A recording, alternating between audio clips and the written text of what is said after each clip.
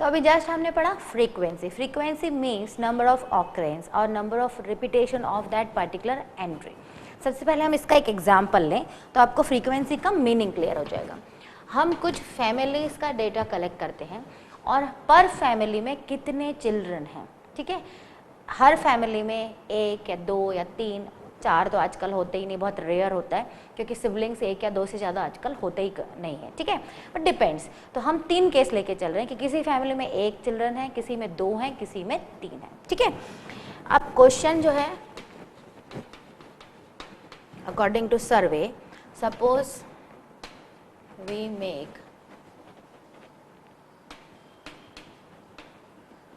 Survey of 20 families of a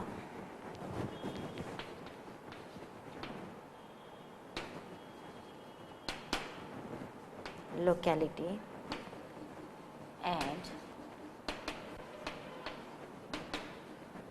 find out the number of children in each family.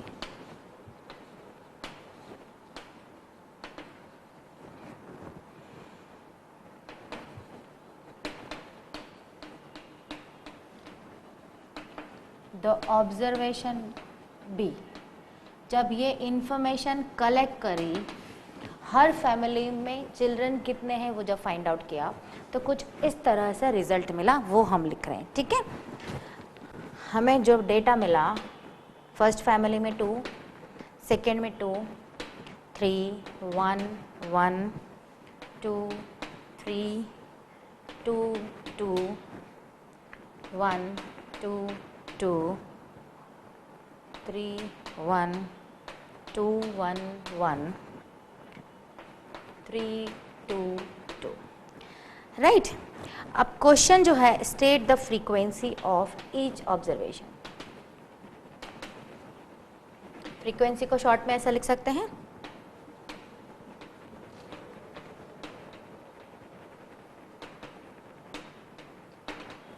Right. ना सबसे पहले हम कुछ भी करने से पहले डेटा को क्या करेंगे, अरेंज, आइदर असेंडिंग और डिसेंडिंग. एंड जनरली हम असेंडिंग ऑर्डर में अरेंज करते हैं क्योंकि वो थोड़ा सा समझना इजी होता है. But it is not compulsion और necessary that you have to arrange in ascending, you can arrange in descending also, ठीक है. यहाँ पर हम अरेंज असेंडिंग में अरेंज कर रहे हैं तो ऑब्वियस है 1 पहले आ जाएगा, 1, 1, 1, 1, 1, 1, 6 टाइम्स 1 आ गया, देन 2, 2, 2, 2, 2, 2, 2, 2, 2, 2, then 3, 3, 3, 3. इन पर्टिकुलर जो डेटा है उसको हमने असेंडिंग ऑर्डर में अरेंज कर दिया. अब हम इससे कंक्लूजन दे सकते हैं, जैसे we find that 1 is occurring how much time. तो हम 1 को काउंट कर लें, कुछ मेरे लिखने में मिस्टेक होगी तो वो पता भी चल जाएगी. 1, 2, 3, 4, 5, 6. 1 is occurring 6 times. Means 6 families ऐसी हैं जिनका केवल सिंगल चाइल्ड है. हम बोल सकते हैं मीन्स अकॉर्डिंग टू डेटा हमने इंटरप्रिटेशन दे दिया, right. We find that 1 occurs 6 times, 2 occurs 10 times. Count कर लेंगे हम, 1, 2, 3, 4, 5, 6, 7, 8, 9, 10. 2 occurs 10 times and 3 occurs 4 times. अब इसी डेटा के थ्रू फर्स्ट स्टेटमेंट मैंने आपको जस्ट रिलीज किया कि 6 फैमिलीज ऐसी हैं जिनका सिंगल चाइल्ड है, 10 फैमिलीज ऐसी हैं जिनका मिनिमम 2 चाइल्ड तो है, दिख रहा है हमें, ठीक है. तो means they are lucky enough कि they have sibling, one child has a sibling also. और आज के समय में एटलीस्ट आपको एज ए फ्रेंड सिबलिंग होना बहुत ज़रूरी है। तो 10 फैमिलीज ऐसी आई जिनके 2 चाइल्ड हैं, 3 चाइल्ड तो बहुत रेयर होता है। तो 4 फैमिलीज ऐसी हैं जिनके 3 child and they are very lucky, but आज के समय में इट्स वेरी रेयर, क्योंकि 2 is more than enough. Parents 2 में ही बहुत परेशान हो जाते। तो ये हमने क्या करा, 20 फैमिलीज। इसे देखिए आप क्या क्या कंक्लूजन निकाल सकते हैं, 10 और 6, 16 और 4, तो ये हो गया 20 फैमिलीज। 6 फैमिलीज में 1 अकर कर रहा है, फ्रीक्वेंसी आपको क्लियर समझ में आ रही है, यहाँ पर 1 अकर 6 टाइम्स कर रहा है, यानी 1 की फ्रीक्वेंसी कितनी हो गई, 6 हो गई। 2 चिल्ड्रन की फ्रीक्वेंसी कितनी हो गई, 10 हो गई। 3 चिल्ड्रन की फ्रीक्वेंसी कितनी होगी, 4 हो गई। टोटल आपने ये भी देख लिया कि 20 फैमिलीज़ की बात कर रहे हैं, तो 20 फैमिली कवर हो गई। कोई और गलती दिख रही तो वो भी इसमें पकड़ में आ जाएगी कि नहीं कोई गलती नहीं है। 1 6 टाइम्स आ रहा है, 2 10 टाइम्स आ रहा है, 3 4 टाइम्स आ रहा है, मीन्स हमने जो डेटा मैंने यहाँ जो लिखा है वो सारा सही लिखा है 20 फैमिलीज़ के अकॉर्डिंग। इसमें आप कौन सी फैमिली लकी है ये भी बता सकते हैं, कौन सी अनलकी है, कौन से चाइल्ड लकी है, कौन से चाइल्ड अनलकी, क्योंकि सिबलिंग होना मीन्स लकी है। सिबलिंग नहीं है तो वो सिंगल चाइल्ड है, थोड़ा अलोन रहेगा, वो हमेशा कोई ना कोई फ्रेंड या पार्टनर को मिस करेगा। ठीक है, तो मतलब आप एक स्टेटमेंट से कितने सारे इंटरप्रिटेशन कर सकते हैं, दिस इज स्टैटिस्टिक्स। इसी के थ्रू आगे डिसाइड भी किया जा सकता है, ये 20 फैमिली का एक हमने डेटा कलेक्ट किया, ऐसे और 20 का कर लें, ऐसे और 20 का कर लें। जब हमारे पास बहुत सारा डेटा का कलेक्शन हो जाएगा तो ये बताया जा सकता है कि आजकल पेरेंट केवल एक ही चाइल्ड कर रहे हैं, तो उन्हें गवर्नमेंट फोर्स करे कि एटलीस्ट 2 चाइल्ड तो हों, एक चाइल्ड को सिबलिंग तो हो, कोई शेयरिंग करने वाला तो हो, कोई बातें शेयर करने के लिए तो हो। तो गवर्नमेंट इंसिस्ट करती है कि हम 2 और हमारे 2, तो वो इसीलिए इंसिस्ट करती है कि कम से कम 2, मतलब एक ब्रदर एक सिस्टर या 2 ब्रदर या 2 सिस्टर होना ज़रूरी है लाइफ में। तो ये डेटा यहाँ पर आप सोचेंगे ma'am out of the track जा रही है, बट नहीं, इन्हीं कलेक्शंस ऑफ इंफॉर्मेशन के थ्रू गवर्नमेंट एनालाइज करती है कि उसको किस चीज़ को ज़्यादा फोकस करना है, किस चीज़ को ज़्यादा प्रमोट करना है।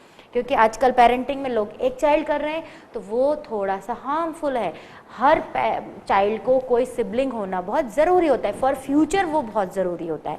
तो गवर्नमेंट इंसिस्ट करेगी कि मिनिमम 2 तो होना ही चाहिए। 2 से ज़्यादा है तो अब फिर क्या होगा, पॉपुलेशन ज़्यादा इंक्रीज होगी, तो फिर गवर्नमेंट का फोकस हो जाएगा कि नहीं, ज़्यादा इंक्रीज पॉपुलेशन से कंट्री का डेवलपमेंट रुक जाता है, तो वो फिर वो बोलेगी नहीं ज़्यादा पॉपुलेशन नहीं होना चाहिए। मतलब पूरा एक दूसरे से कनेक्टेड है। कहने का मतलब ये है कि अगर आपको 20 फैमिलीज की इंफॉर्मेशन आ जाए तो you can analyse your country's wealth और प्रोग्रेस ऑल्सो, राइट। तो एक छोटा सा एग्जाम्पल था जिसमें हमने फ्रीक्वेंसी देखी कि कैसे ऑकरेंस हो रहा है। अब हम इसको, ये तो भी मैंने ऐसे ही लिखा है रॉ फॉर्म में, अब इसको हम एक प्रॉपर फॉर्म में अगर लिखें तो वो हो जाएगा फ्रीक्वेंसी टेबल। ठीक है, तो अब हम इसको कैसे अरेंज करके लिखेंगे, टेबुलर फॉर्म में। ऐसे अगर लिखेंगे तो ये तो अच्छा नहीं लग रहा है, प्रेजेंटेशन भी बहुत इंपॉर्टेंट है। तो जैसा मैंने आपको बताया कि स्टैटिस्टिक्स मतलब first collection of data, then representation, उसका प्रेजेंटेशन कैसा हो। अभी जो मैंने प्रेजेंटेशन किया है तो ये अच्छा भी नहीं लग रहा है, कंफर्टेबल भी नहीं है, और मैंने खुद आपको स्टेटमेंट बोला था कि शायद मुझसे कुछ मिस आउट हो सकता है, तो वो क्रॉस चेक भी हो जाएगा। यानी जब हम ये ऐसा के ऐसा डेटा ऐसे कॉपी करते हैं तो कोई ना कोई गलती हो सकती है, सिली मिस्टेक, ह्यूमन एरर है, किसी से भी हो सकती है। तो इसलिए अगर हम इसको टेबुलर फॉर्म में लिख दें तो गलती होने का चांस थोड़ा सा क्या हो जाएगा, कम हो जाए। हम क्या कैलकुलेट कर रहे हैं कि हर फैमिली में नंबर ऑफ चिल्ड्रन कितने हैं, तो हमने एक कॉलम बना दिया number of children. Tally marks में आपको बाद में समझाऊंगी। सेकंड हो गया number of families, because we are talking about families. ठीक है, ये हो गया।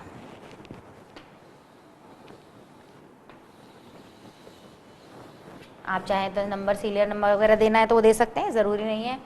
हम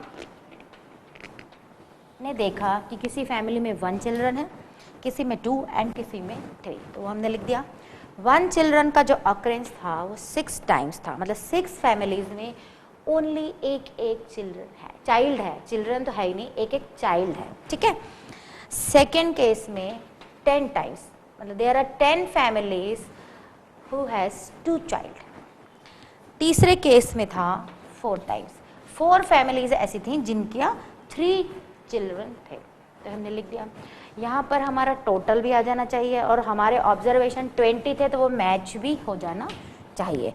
तो यहाँ पर आ जाएगा 10 और 6 16 एंड 4 20, तो यहाँ पर आपका आ जाएगा टोटल 20 भी वेरीफाई हो रहा है, ठीक है। अब यहाँ पर आप देखेंगे this is what, this is frequency. इसको फ्रीक्वेंसी को नोट सिंबल फॉर्म में अगर लिखना है तो आप ऐसा भी लिख सकते हैं, दिस इज फ्रीक्वेंसी, ठीक है। और ये थे आपके ऑब्जर्वेशन, जो भी आप देख रहे थे ऑब्जर्वेशन और उनका रिपीटेशन। तो इससे हमारे सारे जो भी डेफिनेशन पढ़े वो क्लियर हो गए। हमने ऑब्जर्वेशन देखा मीन्स इंफॉर्मेशन कलेक्ट करी, उस इंफॉर्मेशन का रिपीटेशन देखा मीन्स हमने फ्रीक्वेंसी देख ली, जो भी डेटा था उस डेटा को हमने टेबुलर फॉर्म में अरेंज करा मीन्स हमने यहाँ पर प्रेजेंटेशन भी देख लिया, ठीक है। अब इसी को मैं एक और कॉलम आगे बढ़ा देती हूँ जिसको हम बोलते हैं टैली मार्क्स। आप ऑलरेडी पढ़ चुके हैं बट स्टिल हम इसे बताएंगे। टैली मार्क्स, टैली मार्क्स जो होते हैं 1 के लिए 1, 2 बार, 3, 4 और 5 जब आए तो यही 4 में हम एक कट लगा देते, ठीक है। ये रिप्रेजेंटेशन होता है। अब यहाँ पर हमारा क्या है 6, तो हम क्या करेंगे पहले 5 बना लेंगे और एक और एक्स्ट्रा 10, 2 5 आ जाएंगे, 5 5 एंड ये है 4, तो 1 2 3 4। ये भी सम कितना आना चाहिए 20, क्योंकि ये फ्रीक्वेंसी ही है। टैली मार्क्स में सिर्फ हम रिप्रेजेंट कर रहे हैं, मतलब हम नंबर के फॉर्म में लिखना चाहे तो नंबर के फॉर्म में लिखेंगे, अगर हमें नंबर के फॉर्म में नहीं लिखना है तो टैली मार्क के फॉर्म में लिख सकते हैं, और दोनों में लिखना है तो दोनों लिख सकते हैं। तो this is showing that frequency of the observation, कितना ऑकरेंस हो रहा है, कितना रिपीटेशन हो रहा है, ठीक है। तो ये होता है tabular presentation of the data, right. तो ये हमने पढ़ा। अब moving to the next example. So दोस्तों अभी जस्ट हमने डेटा फ्रीक्वेंसी पढ़ा, उस पर बेस्ड 1-2 एग्जाम्पल करें, अभी हम और करेंगे। बट अभी हमें कंक्लूजन समझ में आ गया कि कलेक्शन ऑफ इंफॉर्मेशन मीन्स हम जो भी कर रहे हैं इस टॉपिक के अंदर सारी इंफॉर्मेशन को कलेक्ट कर रहे हैं, और यू कैन से हम ऑब्जर्व कर रहे हैं और उसे कलेक्ट कर रहे हैं, ठीक है। अब यहाँ पर डेटा जो होता है 2 टाइप का होता है, एक प्राइमरी और एक सेकेंडरी। डेटा भी इंडिविजुअली 2 टाइप्स का होता है, प्राइमरी, सेकेंडरी। इनका क्या मतलब है? प्राइमरी, अच्छा इतना तो आपको क्लियर हो गया कि कोई भी जो डेटा कलेक्ट करेगा वो क्या कहलाएगा? इन्वेस्टिगेटर। लाइक मैंने अपनी क्लास का एक रिकॉर्ड बनाया तो मैं क्या हो गई? इन्वेस्टिगेटर हो गई। या लेट्स से मैंने ईशा को ये काम दे दिया कि ईशा आप जाइए स्कूल में और आप जो बेस्ट डांसर्स हैं हमारे स्कूल के उनकी सारी इन्फॉर्मेशन लिख के आइए, या बेस्ट जो असेंबली में बोल सकते हैं उनकी सारी इन्फॉर्मेशन लिख के आइए। इन्वेस्टिगेटर ने इन्फॉर्मेशन खुद सारी कलेक्ट करी तो क्या हुआ? प्राइमरी। इन्वेस्टिगेटर ने किसी की हेल्प ली, उसके थ्रू इन्फॉर्मेशन कलेक्ट करी तो वो किस टाइप का डेटा हो गया? सेकेंडरी हो गया। इसका बेस्ट एग्जांपल मैं आपको देती हूँ। लाइक हमारी कंट्री की पॉपुलेशन, आज का वेदर कैसा होगा, वेदर फोरकास्टिंग, या हमारे यहाँ फाइनेंशियल स्टेटस क्या चल रहा है, इकोनॉमी रेट क्या चल रहा है, ये सब हम लोग नहीं जानने जाते हैं, हम लोग कलेक्ट करने नहीं जाते हैं। इनके लिए there are some official departments. हम न्यूज़ में मीडिया के थ्रू, न्यूज़पेपर के थ्रू और डायरेक्ट इंटरनेट सर्च के थ्रू ये सारी डिटेल्स वहाँ से कलेक्ट कर लेते हैं। तो ये हुआ secondary data. Means we are collecting information from the officials, जो भी ऑफिशियल डिसाइड कर दिए हैं उनसे इंफॉर्मेशन हम कलेक्ट कर रहे हैं। तो this kind of data is called secondary data.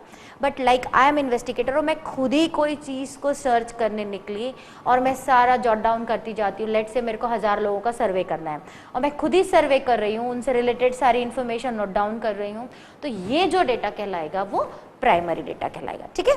तो प्राइमरी और सेकेंडरी डेटा हमें पता होना चाहिए, तो मैंने आपको बताया।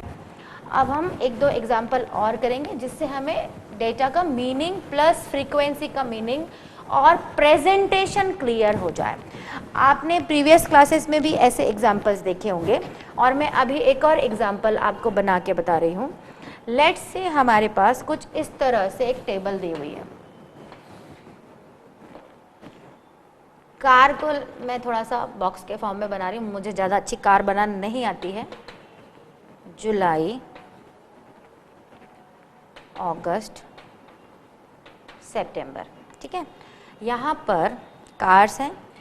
1 कार जो है वो रिप्रेजेंट कर रही है 100 कार्स को। 1 कार इज रिप्रेजेंटिंग 100 कार्स, क्योंकि 100 तो नहीं मैं यहाँ बना सकती हूँ, तो ये पर्टिकुलर सिंबल जो है इट इज रिप्रेजेंटिंग 100 कार्स, ठीक है। अब यहाँ पर आप खुद बताएंगे मुझे इसके आंसर्स, क्योंकि आपको ऑलरेडी पता है ये 4 व्हीलर होता है, तो कार में 4 हो गए।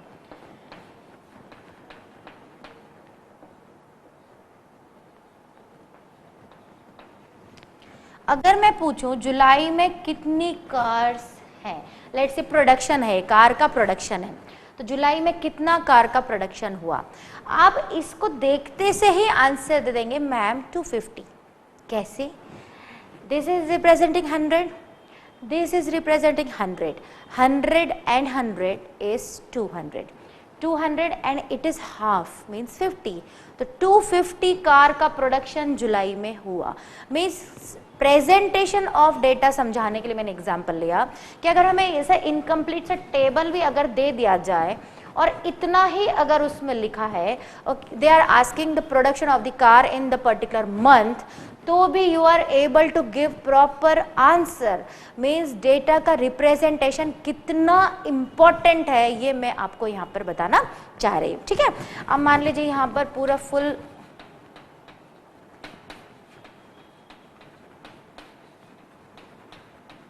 थ्री हो गया, ठीक है। यहाँ पर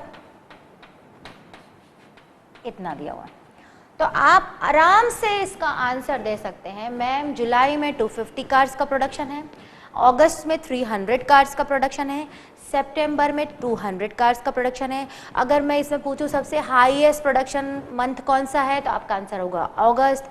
सबसे lowest production month of car कौन सा है, तो आपका आंसर होगा सितंबर। मतलब आप एक पर्टिकुलर इतने से डायग्राम के थ्रू, जिसको चार्ट हम बोलते हैं, कितना सारा आंसर और एनालिसिस और इंटरप्रिटेशन कर सकते हैं।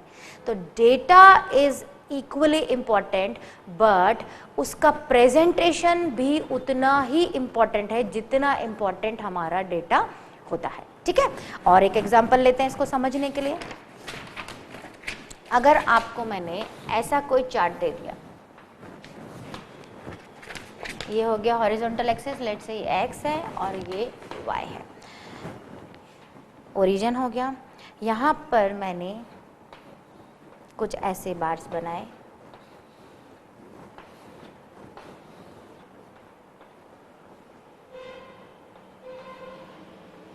ठीक है। ये ईयर है,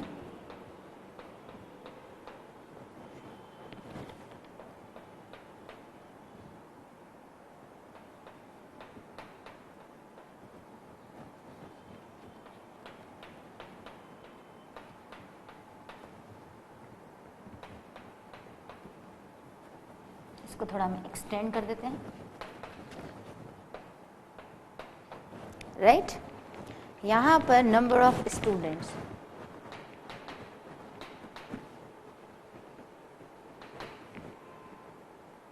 इन क्लास, आप 8th क्लास में हैं तो हम 8th का एग्जाम्पल ले रहे हैं।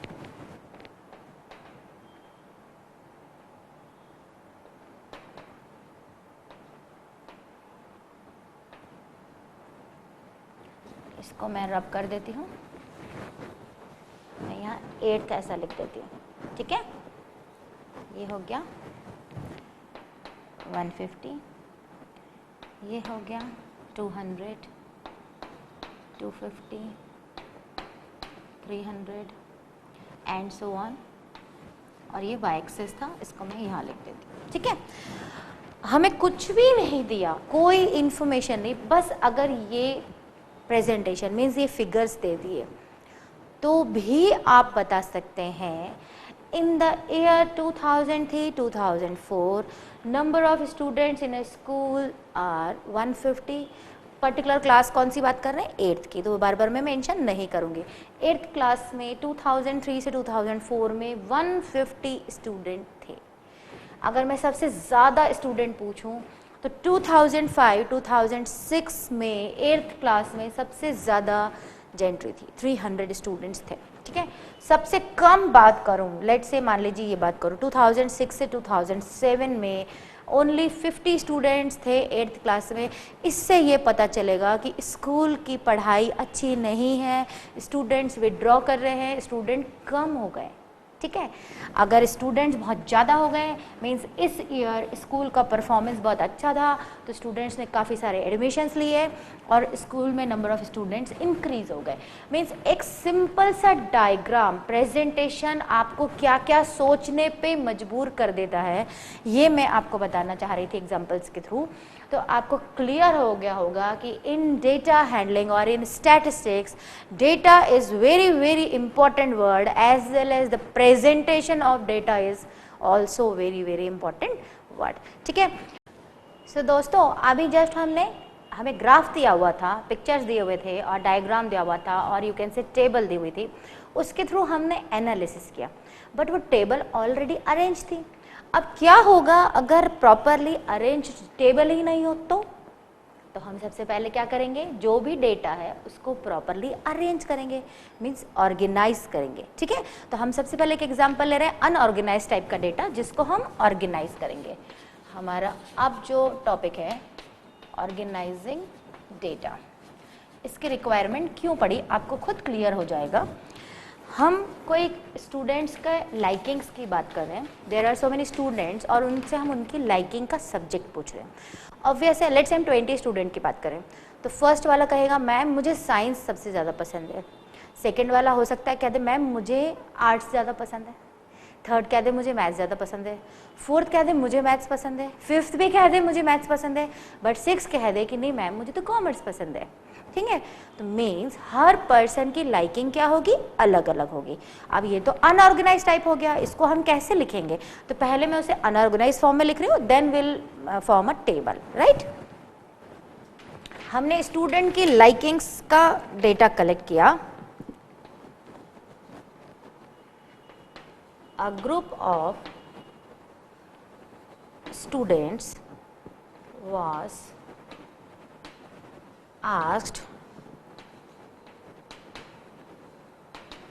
for their favorite subject और सबके डिफरेंट होंगे, ये कंफर्म है।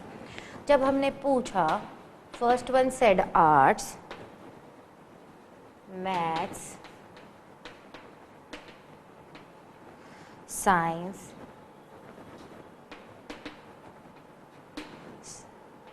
English, again maths, art, English, maths, English, art, science, art, science, again science, maths, art, English. जब मुझे ही लिखने में इतना बोर लग रहा है तो आपको कितना लगेगा, तो इससे आपको अपने आप ही क्लियर होगा कि हमें डेटा को प्रॉपरली ऑर्गेनाइज करके लिखना ही बेटर है। ऐसे लिखने में तो हम थक जाएंगे। Maths, science and last one said art. जब मेरे लिए इतना ये टफ है तो आप लोगों के लिए भी ऑब्वियस होगा। तो मैं यही बताना चाह रही थी कि अगर ऐसा डेटा लिख दिया तो हम कुछ कर ही नहीं पाएंगे, ना हम एनालिसिस कुछ अभी कर पाएंगे। तो यहाँ से इम्पोर्टेंस स्टार्ट हुई कि data should be in organized form. ठीक है, so try to make a data in organize form जिसमें हमें टेबुलर फॉर्म सबसे अच्छा लगता है। तो हम यहीं पर इसके साथ में इमीडिएटली टेबल बना देते हैं। सबसे पहले हम इसमें से सब्जेक्ट चूज़ कर ले, कौन कौन से सब्जेक्ट की बात हो रही है। आर्ट, मैथ, साइंस और इंग्लिश बार बार आ रहे हैं, तो हम सब्जेक्ट्स लिख लें, तो हमारा हो जाएगा subject, first column is subject, उसमें आर्ट्स, मैथ्स, साइंस, इंग्लिश। ठीक है, ये 4 मेन की बात हो रही है। फिर आपका आएगा number of students, means frequency, कौन से स्टूडेंट को कौन सा सब्जेक्ट पसंद है। तो 7 स्टूडेंट ऐसे हैं जिन्हें आर्ट्स पसंद है, 5, 6 एंड 4। 4 स्टूडेंट ऐसे हैं जिन्हें इंग्लिश पसंद है, यहाँ पर आप टैले बना दें। 7 है तो 5 एंड 2 आ जाएगा, यहाँ पर 5 है तो 5, 6 है तो इस तरह से आ जाएगा, और 4 है तो ये 4 आ जाएगा। टोटल जो आपके स्टूडेंट है 6 और 4 10, 10 और 5 15 एंड 7 22 स्टूडेंट्स होना चाहिए। तो ये आपका आ गया टोटल 22 स्टूडेंट्स। ठीक है, means according to survey there were 22 students, और हमने उनकी लाइकिंग्स पूछी। जब हमने उनकी लाइकिंग्स पूछी और अगर हमने इस तरह से नोट डाउन करा और लिखने की कोशिश करी, तो हमें खुद ही रियलाइज़ हो गया कि it's very difficult task to write in this manner.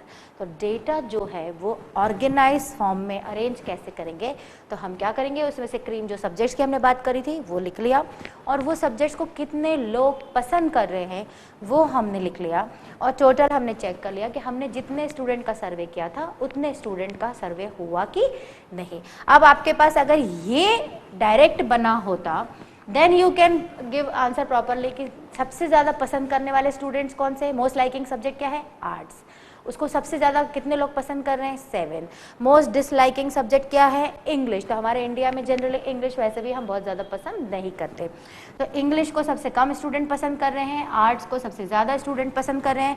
Late से मैथ्स यहाँ पर 5 ना होके फॉर एग्जाम्पल 2 होता, तो हम इसमें एडिशनल ये भी चीज़ कह सकते थे कि स्कूल को मैथ्स टीचर और मैथ्स पे ध्यान देने की ज़रूरत है, मैथ्स टीचर भी अच्छे लाने की ज़रूरत है, और साथ में ये ज़रूरत है कि बच्चे का इंटरेस्ट मैथ्स में आए। अगर 5 की जगह 2 होते, 1 होते तो, पर ये मैंने एग्जाम्पल लिया, या साइंस में मान लो 1 स्टूडेंट होता, तो आप इजीली कह सकते हैं कि स्कूल को और टीचर को साइंस में सबसे ज़्यादा ध्यान देने की ज़रूरत है, because students are disliking this subject. Means या तो उन्हें प्रॉपर समझ नहीं आ रहा है, या उन्हें प्रैक्टिकल नॉलेज नहीं दिया जा रहा है, प्रॉपर लैब नहीं है, प्रॉपर एक्सपेरिमेंट्स नहीं हो रहे, that's why they are disliking the science. तो साइंस में स्कूल को इम्प्रूवमेंट की ज़रूरत है। अगर ऐसा होता तो, मैं तो आपको केवल एक एग्जाम्पल बताया, तो हमें कोई अगर चार्ट या टेबल या ग्राफ बना हुआ दिया हो तो हम उसको बहुत अच्छे से एनालाइज कर लेते हैं, बट वो ग्राफ बनाना और टेबल बनाना और उसको प्रॉपरली रिप्रेजेंट करना, यही हमारा टॉपिक है डेटा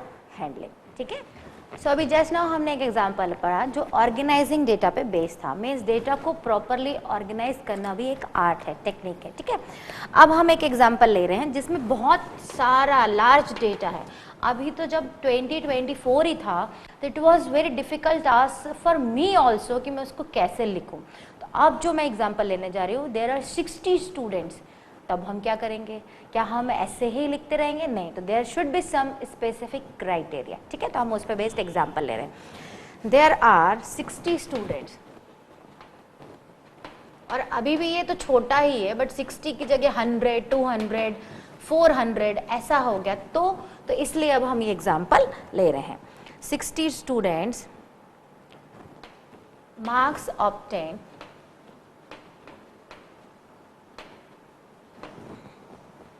in maths